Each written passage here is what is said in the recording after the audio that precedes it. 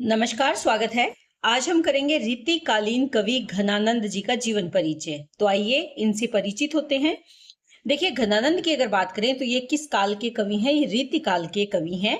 ये बहादुर शाह मीर के मुंशी थे, जो बाद में विरक्त होकर वृंदावन चले गए और वहीं पर ऐसा माना जाता है कि नादिर शाह के सिपाहियों के द्वारा इनको मार दिया गया था।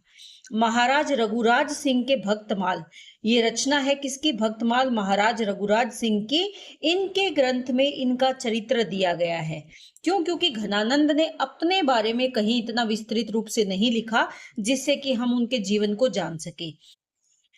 इस ग्रंथ में मथुरा में प्रचलित जो किंवदंती है उसको आधार लिया गया है। मथुरा में जब दिल्ली के किसी शहजादे को जूते की माला पहनाकर अपमानित किया गया था, तब उसने दिल्ली से सेना बुलाकर नागरिकों का कत्लेआम करवाया। उस समय जो घनानंद है, ये सखी भाव से भगवान कृष्ण की उपासना कर रहे थे। सैनिकों ने उन्हें वहीं पर मार डाला, ऐसा किंवदंती के अनुसार विदित है। यानी किंवदंती चलती है ऐसी। लोक जो विचार है उनमें इस बात को लिया गया है।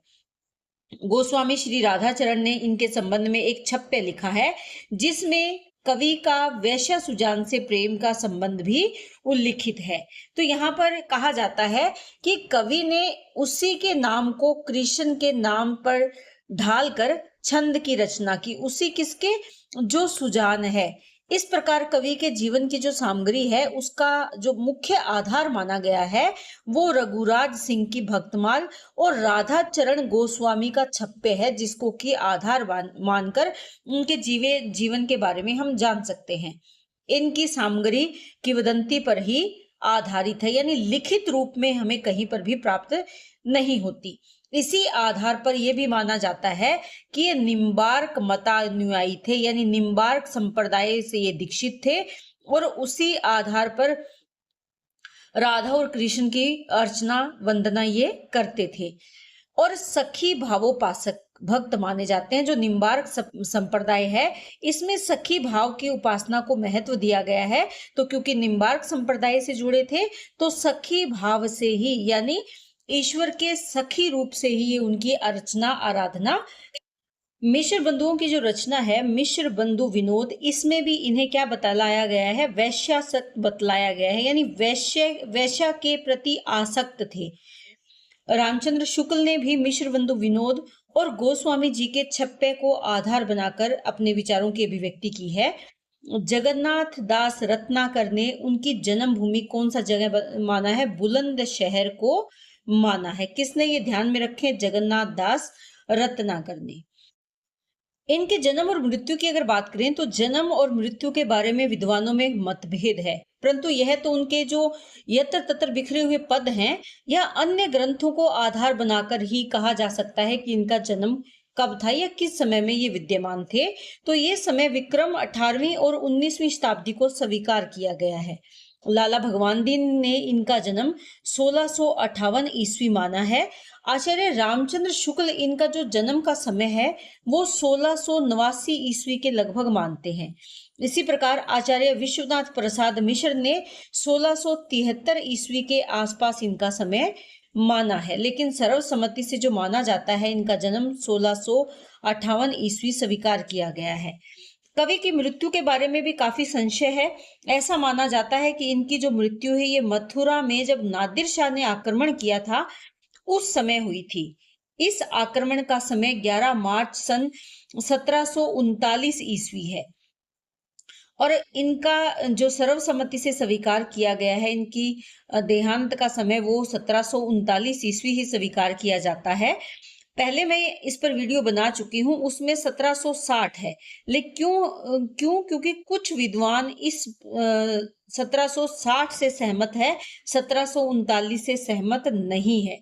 तो यहाँ पर इस समय का जो 1739 ईस्वी है इसका समर्थन गिरियर्सन, राधाचरण गोस्वामी और आचार्य रामचंद्र शुक्ल करते हैं, परंतु इतिहासकार ये मानते हैं कि नादिर शाह का आक्रमण केवल दिल्ली में हुआ था, जबकि ये कहाँ पर थे? ये मथुरा में रह रहे थे। तो और वहीं भयंकर नरसंहार भी हुआ था। मथुरा पर अब्दाली दुर्रानी का 2 बार आक्रमण हुआ और प्रत्येक बार नागरिकों का कत्लेआम भी यहाँ पर किया गया। इसी आधार पर ज्ञानवती त्रिवेदी के अनुसार घनानंद जो अहमद शाह अब्दाली या जिसको दुर्रानी भी कहा गया है, उसके दूसरे कत्ले आम के समय, जो समय कौन सा था, 1760, इस दौरान उनकी मृत्यु हुई। यानी इस आक्रमण में वो, इस कत्लेआम में वो मारे गए। तो यहाँ पर अगर 1739 आपको मिलता है या 1760 मिलता है, दोनों एक साथ तो नहीं मिलेंगे, ये तो निश्चित है। तो दोनों में से जो सर्वसम्मति से वर्तमान समय में माना जा रहा है वो 1739 ईस्वी माना जा रहा है। लेकिन कुछ, क्योंकि ये अपवाद है, तो कुछ विद्वान ज्ञानवती त्रिवेदी के साथ भी सहमत हैं और वो इनका मृत्यु का समय 1760 ईस्वी स्वीकार करते हैं। घनानंद ने सुजान का इतनी तन्मयता से अपने पदों में उल्लेख किया है कि उसका आध्यात्मिकरण सा हो गया है।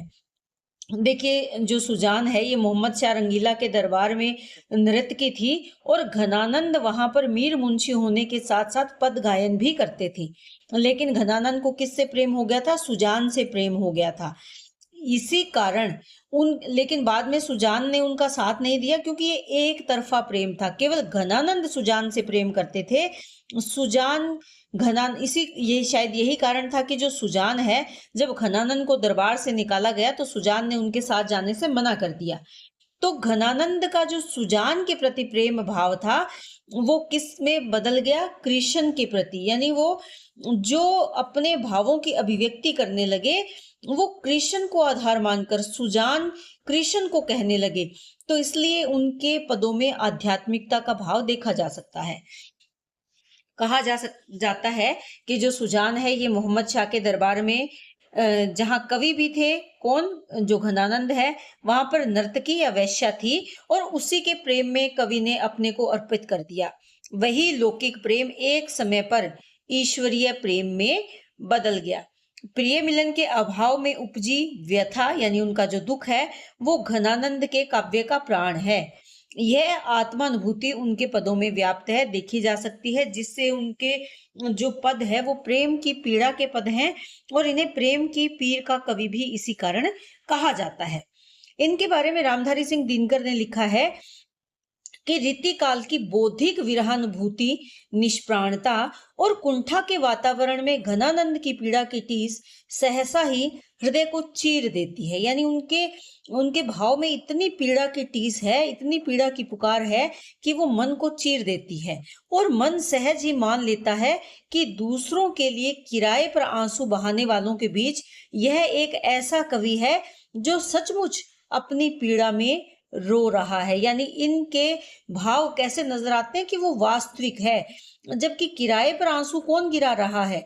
देखिए, ये हम बात कर रहे हैं रीति काल की। रीति काल में ज्यादातर जो कवि हैं वो दरबारी कवि हैं। अपने राजा को प्रसन्न करने के लिए वो आंसू बहा रहे हैं, अपने राजा का मनोरंजन करने के लिए वो काव्य की रचना कर रहे हैं। जबकि घनानंद के काव्य को पढ़कर लगता है कि इनकी जो पीड़ा है, इनके जो भाव है, वो उनके स्वयं के भाव है, ना कि किराए पर। ऐसा किराए से अभिप्राय क्या है कि पैसा लेकर काव्य की रचना करना। जो रीतिकाल के ज्यादातर कवि हैं वो यही तो कर रहे थे, दरबार में रह रहे थे, राजा को प्रसन्न कर रहे थे, और किसके माध्यम से? काव्य रचनाओं के माध्यम से। और बदले में राजा से क्या मिल रहा था? धन मिल रहा था। लेकिन रामधारी सिंह दिनकर ने माना है कि ये किराए पर आंसू बहाने वाले कवि नहीं है, बल्कि इनके बीच में, यानी रीतिकालीन कवियों के बीच में, ये एक ऐसे कवि हैं जो सचमुच अपनी पीड़ा में ही रो रहा है। यानी ये जो दुख है, ये पीड़ा है उनके काव्य में, ये उनकी स्वयं की पीड़ा है। घनानंद की रचनाएं मुक्तक रूप में प्राप्त होती हैं। इनकी कतिपय रचनाओं का सर्वप्रथम प्रकाशन किसने करवाया था? भारतेंदु हरिश्चंद्र ने। किस नाम से? सुंदरी तिलक में करवाया था। सन 1870 में उन्होंने सुजान शतक नाम से इनके कवित्व भी प्रकाशित करवाए हैं। ये किसने? भारतेंदु हरिश्चंद्र जी ने। ये आप ध्यान में रखिए। इसके पश्चात जगन्नाथ दास रत्नाकर ने सुजान सागर, काशी प्रसाद जायसवाल ने वियोगवेली और विरह लीला नाम से इसको प्रकाशित करवाया, इनकी रचनाओं को। विश्वनाथ प्रसाद मिश्र ने कवि पर विशेष शोध करके उनकी रचनाओं के 3 संग्रह प्रकाशित किए। घनानंद कवित, ये पहला इनका संग्रह है, जिसमें 288 सवैये हैं और 214 कवित हैं। इसमें कवि के जो समसामयिक काव्य प्रेमी ब्रजनाथ द्वारा संग्रहित जो प्रति थी उसका उपयोग किया गया, जो कवि की कृतियों का प्राचीनतम संग्रह माना जाता है। ये जो प्राचीनतम संग्रह, इसको किसने संग्रहित किया था? ब्रजनाथ ने किया था। ये उन्हीं के समसामयिक थे, यानी ये घनानंद के समय के ही कवि थे जिन्होंने उनकी रचनाओं को संग्रहित किया। दूसरे संग्रह में पहला इनका संग्रह है, इसमें जो घनानंद कवित है इस नाम से इन्होंने प्रकाशित किया, जिसमें सवैये और कवित को शामिल किया गया। दूसरे संग्रह की अगर बात करें तो इसमें कवित सवैयों के अतिरिक्त घनानंद के 500 पद वियोगवेली, इश्कलता, यमुना यश, प्रीति प्रवास, प्रेम पत्रिका का संग्रह इसमें इन्होंने किया है। घनानंद ग्रंथावली, इसका प्रकाशन 1952 में हुआ। इसमें घनानंद की कवित है, सवैयों का संग्रह है, पदावली है, कृपाकंद, वियोगवेली, इश्कलता, यमुना यश, प्रीति पावस, प्रेम पत्रिका, अनुभव चंद्रिका, रंग बधाई, प्रेम पद्धति, वृष भानुपुर, सुषमा वर्णन, गोकुल गीत, नाम माधुरी, गिरि पूजन, विचार सार, दानघटा, भावना प्रकाश, ब्रज स्वरूप, प्रेम पहेली, रसायन यश, गोकुल विनोद, कृष्ण कौमुदी, धाम चमत्कार, प्रिया प्रसाद, वृंदावन मुद्रा, व्रज प्रसाद, गोकुल चरित, मुरली का मोद, मनोरथ मंजरी, गिरी गाथा, ब्रज व्यवहार, छंदाष्टक, त्रिभंगी, परमहंसावली आदि कई पुस्तकें इन्होंने प्रकाशित करवाई है। तो ये किसके द्वारा रचित है ये आप जरूर ध्यान में रखें। विश्वनाथ प्रसाद मिश्र ने जो इन पर शोध किया और उनकी रचनाओं का जो 3 संग्रह प्रकाशित करवाए थे, उसमें घनानंद कवित पहला संग्रह जो है, दूसरा संग्रह जिसमें इन्होंने घनानंद कवित और सवैये जो इनके थे उनके साथ साथ 500 पद और शामिल किए। इसके बाद तीसरा इनका जो घनानंद ग्रंथावली है उसका प्रकाशन कब हुआ? 1952 ईस्वी में हुआ, जिसको आधार बनाकर इन्होंने कई पुस्तकें भी प्रकाशित की है। रामचंद्र शुक्ल ने कवि को क्या कहा, ये आप जरूर ध्यान में रखें। पूछा जा सकता है कि रोमांटिक धारा का श्रेष्ठ कवि इन्हें किसने कहा है, तो ये आचार्य रामचंद्र शुक्ल ने कहा है। इनकी प्रेम पद्धति पर विचार करते हुए शुक्ल जी लिखते हैं कि प्रेम की पीर ही को लेकर इनकी वाणी का प्रादुर्भाव हुआ है। प्रेम की पीर यानी प्रेम की पीड़ा, प्रेम मार्ग का ऐसा प्रवीण और धीर पथिक तथा जमादानी का ऐसा दावा रखने वाला ब्रज भाषा का दूसरा कोई कवि नहीं हुआ है। प्रेम की अनिर्वचनीयता का आभास घनानंद ने विरोधाभासों के द्वारा दिया है। तो प्रेम के पीर का कवि आचार्य शुक्ल इनको मानते हैं और ये मानते हैं कि उनके भावों को अभिव्यक्त करने में जो इनकी वाणी है वो पूर्णतः सक्षम है। प्रेम मार्ग पर बहुत ही प्रवीणता से और धैर्य से वो आगे बढ़े हैं और ब्रज भाषा में इस प्रकार के भावों की अभिव्यक्ति करने वाला दूसरा कोई कवि नहीं हुआ है। अनिर्वचनीयता जिसका वर्णन ना किया जा सके वचनों के माध्यम से, यानी ऐसे प्रेम भाव की अभिव्यक्ति का आभास घनानंद ने विरोधाभासों के द्वारा दिया है। ये एक इनकी रचना पद्धति है जो इन्हें सबसे अलग करती है। उनकी ब्रज भाषा सजीव है, लाक्षणिकता तथा व्यंजना प्रचुर और व्याकरण सम्मत है। आचार्य शुक्ल के अनुसार इनकी से विशुद्ध, सरस और शक्तिशालिनी ब्रज भाषा लिखने में और कोई समर्थ नहीं हुआ। विशुद्धता के साथ प्रौढ़ता और माधुर्य भी अपूर्व है, यानी शुद्ध तो है ही, इसके साथ साथ प्रौढ़ भी है और माधुर्य गुण से युक्त भी है। अपने भावों में फारसी काव्य से अनुप्राणित होते हुए भी कवि ने भाषा में उनका बेमेल मिश्रण नहीं होने दिया। देखिए इनकी जो रचना है उन रचनाओं में भाषा तो ब्रज है, लेकिन फारसी छंदों का इन्होंने बखूबी प्रयोग किया है। कवि ध्वन्यात्मक शब्दों के प्रयोग में पटु है, चतुर है, तेज है या चालाक है या कुशल कह सकते हैं। लाक्षणिक भाषा की प्रशंसा करते हुए आचार्य शुक्ल लिखते हैं कि घनानंद जी उन विरले कवियों में है जो भाषा की व्यंजकता बढ़ाते हैं। अपनी भावनाओं के अनूठे रूप रंग की व्यंजना के लिए भाषा का ऐसा बेधड़क प्रयोग करने वाले हिंदी के पुराने कवियों में दूसरा नहीं हुआ। भाषा के लक्षण और व्यंजक बल की सीमा कहाँ तक है, इसकी पूरी परख इन्हीं को थी। यानी लक्षणा और व्यंजना शब्द शक्ति का जो इन्होंने प्रयोग किया है वो अपने आप में बहुत ही अद्वितीय है। लाक्षणिक मूर्तिमत्ता और प्रयोग वैचित्र्य की जो छटा इनमें दिखाई पड़ी, खेद है कि वह फिर पौने 200 वर्ष पीछे जाकर आधुनिक काल के उत्तरार्ध में अर्थात वर्तमान काल की नूतन काव्यधारा में ही अभिव्यंजनावाद के प्रभाव से कुछ विदेशी रंग लिए हुए प्रकट हुई है। तो आचार्य शुक्ल मानते हैं कि जैसा घनानंद ने लिखा वैसा केवल बहुत सालों बाद, लगभग कितने 250 वर्ष के बाद वर्तमान समय में कहीं कहीं उसके रंग देखे जा सकते हैं, लेकिन उस पर विदेशी प्रभाव ज्यादा अधिक स्पष्ट दिखाई देता है। तो भाषा के प्रति आचार्य शुक्ल के ये विचार हैं।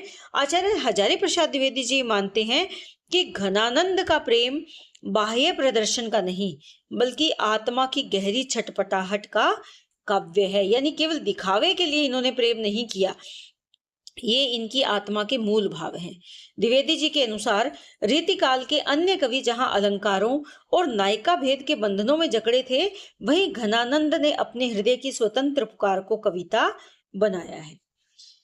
इनके समकालीन कवि जो ब्रजनाथ हैं वो क्या कहते हैं कि उनकी कविता को समझने की जो कसौटी है वो क्या मानते हैं कि समझे कविता घन आनंद की, होए आंखिन नेह की पीर तकी, कि वही यहाँ क्या है, घन की हिय से विप्राय क्या है, हृदय, कि घनानंद की कविता को वही समझ सकता है जिसके हृदय में प्रेम की अखियां हों। यानी इस पीड़ा को केवल मन की आंखों से ही, इस पीड़ा को कैसे समझा जा सकता है, केवल मन की आंखों से ही समझा जा सकता है। वही घनानंद के प्रेम काव्य के भावों को महसूस कर सकता है, अनुभव कर सकता है। ये इनके समकालीन कवि ब्रजनाथ जी के विचार हैं। तो उम्मीद करती हूँ कि ये जो आज हमने प्रश्न किया है ये आपके लिए उपयोगी होगा और आप इसे बहुत अच्छे से कर पाएंगे। बहुत बहुत धन्यवाद। इसी तरह चैनल से जुड़े रहिए।